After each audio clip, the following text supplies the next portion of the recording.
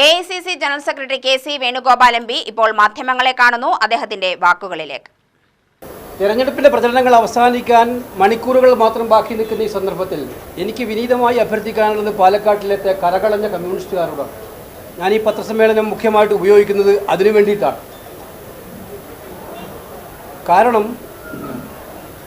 കേരള രാഷ്ട്രീയം ഇന്നേവരെ കണ്ടിട്ടില്ലാത്ത വണ്ണമുള്ള ജീർണിച്ച കൂട്ടുകെട്ടുകളുടെ ഒരു കാലത്തേക്ക് CPM വന്നുപോയിട്ട് ഞാൻ ആദ്യം മുതലേ ശ്രദ്ധിക്കുകയായിരുന്നു. പാലക്കാട് നിങ്ങളെല്ലാം മാധ്യമപ്രവർത്തകർ റിപ്പോർട്ട് ചെയ്യുന്നുണ്ട്. ഈ തെരഞ്ഞെടുപ്പ് കഴിഞ്ഞ പാലക്കാട് നിയമസഭാ തെരഞ്ഞെടുപ്പ് ചരിത്രം എടുത്ത് നോക്കിയാൽ കഴിഞ്ഞ 3-4 തെരഞ്ഞെടുപ്പുകളിലായിട്ട് മിനിമം മത്സരം UDF-ഉം BJP-യും തമ്മിലാണ്. പാലക്കാട് CPM 3-ാം സ്ഥാനത്താണ്. അപ്പോൾ മത്സരം അവർക്കറിയാം, എല്ലാവർക്കും അറിയാം.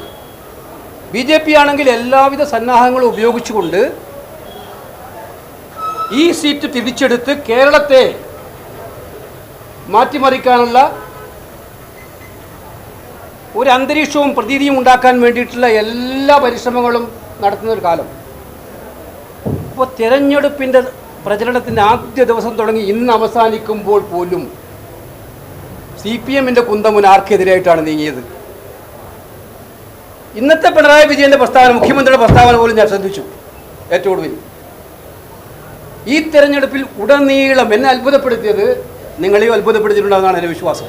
BJP വിരുദ്ധ രാഷ്ട്രീയം തുറക്കേണ്ട CPM നേതാക്കൾ അതിനൊരവസരം പോലും കൊടുക്കാതെ കോൺഗ്രസ് വിരുദ്ധ രാഷ്ട്രീയത്തിലേക്ക് പാലക്കാടിനെ കൊണ്ടുപോയതിൻ്റെ അജണ്ട എന്തായിരുന്നു?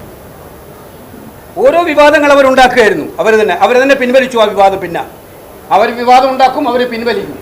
കേരളം മണിപ്പൂരാക്കാൻ വേണ്ടിയിട്ടുള്ള കൊട്ടേഷൻ ഇവിടെ കൊടുത്തു കഴിഞ്ഞിട്ടുണ്ട്. അപ്പം ഞാൻ പറഞ്ഞു വന്നത്, മുഖ്യമന്ത്രിയുടെ ഈ ഇന്നത്തെ പ്രസംഗം കേട്ടപ്പോൾ അദ്ദേഹം പാണക്കാട് സാദിഖ് അലി ശിഹാബ് തങ്ങളെയാണ് കയറി പിടിച്ചിരിക്കുന്നത്, ആക്രമിച്ചിരിക്കുന്നത്. മൊത്തം ഉറങ്ങിക്കിടക്കുന്ന ഹിന്ദുവിൻ്റെ മനസ്സിൽ പോലും വിഷമുണ്ടാക്കത്തക്കവണ്ണമുള്ള വർഗീയ പ്രചരണങ്ങളുമായി, ക്രൈസ്തവരുടെ പോലും മനസ്സിലുണ്ടാക്കാനുള്ള പ്രചരണങ്ങളുമായിട്ട് മുനമ്പ വിഷയം കത്തിക്കാൻ ശ്രമിച്ചുകൊണ്ടിരിക്കുകയാണ് ഒരു വിഭാഗം.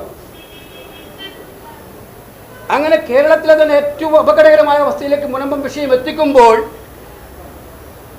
ആ തീയിൽ വെള്ളമൊഴിച്ച് കെടുത്തിയത് ആരാണ്?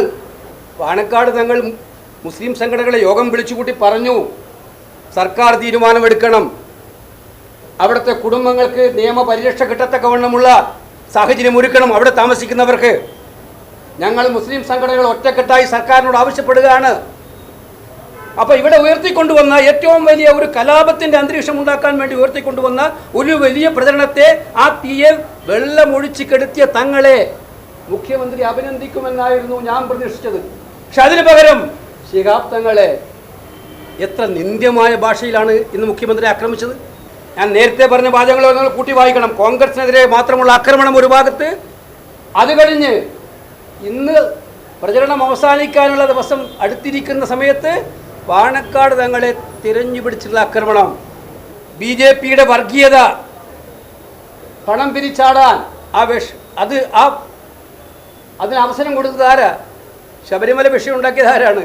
സാക്ഷാൽ മുഖ്യമന്ത്രി എന്നല്ലേ?